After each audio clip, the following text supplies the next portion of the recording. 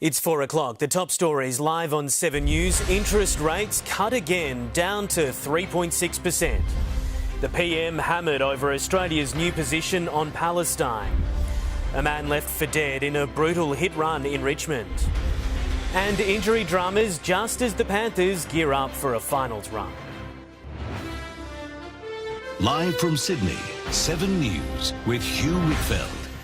Good afternoon. It's the news homeowners and small businesses across Australia have been sweating on. The Reserve Bank has cut the official interest rate again, dropping it by 0.25% this afternoon. It's come down from 3.85% to 3.6%. This is the third interest rate cut this year. Let's begin our coverage with Chief Reporter Chris Reason, who joins us now. Chris, this rate cut was widely expected. Absolutely. Good afternoon to you, Hugh. Last time this board was split, 3-6 on this decision. This time, no split at all. A unanimous vote, 9 board members deciding to make that 0.25% cut in a move that will please millions of Australian mortgagees and businesses across the country. It dropped at 2:30 this afternoon from the RBA. As you say, that official cash rate going from 3.85% down to 3.6% on the average $600,000 loan. That's a saving of just under $100 a month. Substantial numbers. And of course, the third time this year we have seen an RBA cut. That will be promising news, welcome news for so many people. Now, we know that the experts are saying that also that's the official cash rate. The retail rate, if you're looking at this now, should be around under 5.5% for anybody with a mortgage. Look for that number. If you haven't got it, to go out and chase it straight away. But here's some reaction from the RBA Governor Michelle Bullock and also Treasurer Jim Chalmers. Monetary policy has been working as intended, and we've made good progress on bringing inflation down over the past 18 months. Households are still feeling the pain of those higher costs. And this is why we're so determined to keep inflation down. This is very welcome relief for millions of Australians. The lowest interest rates for more than 2 years. Now, the decision comes, of course, after last month, the RBA catching the market and all of us really by surprise, Hugh. 90% of market experts have predicted that there would be a cut last month. It didn't happen. The RBA held, saying conditions weren't quite correct. Well, this time, those same market analysts surveyed by Reuters had found some 100% unanimity. They predicted this would be the outcome today. It was. Michelle Bullock confirming that the conditions were right, although some have said the move should have come earlier. We've got inflation at a 4-year low of 2.1%, unemployment rising at 4.3%. There are already calls for another cut on that. Most economists saying there will be one more at least before the end of the year. All the big 4 banks are saying they think that rate will be down to 3.35% by December. The question is, though, a lot of this will rely on what happens internationally, Hugh. Everybody looking, of course, to the ongoing unpredictability of Donald Trump's tariff wars. Hugh?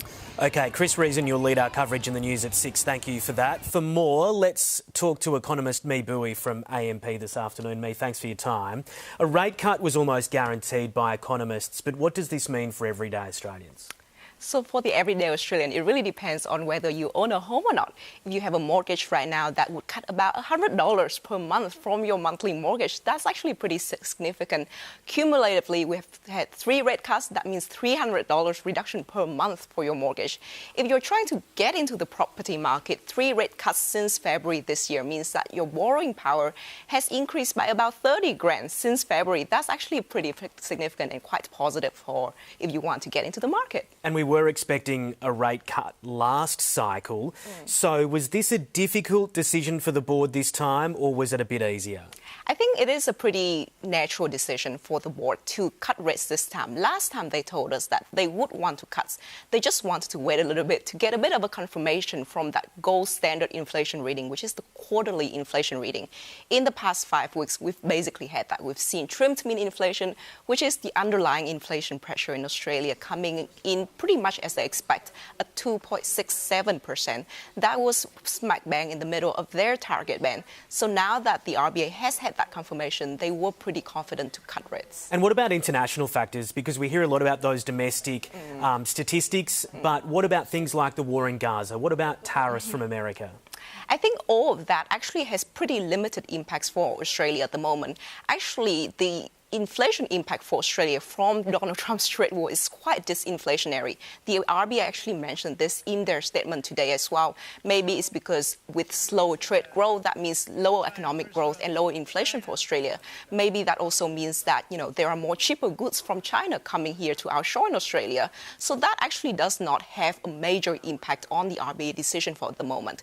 But looking forwards, though, I think that global trade war developments pose a major downside risk for our economy, and that definitely would keep the RBA pretty cautious in the upcoming meetings. OK, some economists are predicting more rate cuts to come. What are you saying? I say we probably would get at least 2 or 3 more rate cuts to come, because in the RBA forecast today, they see inflation hitting target over their forecasting period, with unemployment rate rising slightly to a trend level of 4.3%. And that's with the rates coming down to around 3%. We are now at 3.6%. So that to me is saying they probably will cut 2 or 3 more times if things progress as expected. OK, Mee Bui from AMP, we really appreciate your insights this afternoon. Thank you for that. And after 4:30, our expert panel reveals how we can take advantage of today's interest rate decision and put more money in your pocket. Don't miss that on 7's Afternoon News. The rest of the day's news now, and the Premier is calling for reform after watching a 7 News exclusive investigation last night about a Sydney childcare centre with a disturbing record. Let's go live to State Political editor Serena Andaloro. Serena, more explosive revelations tonight.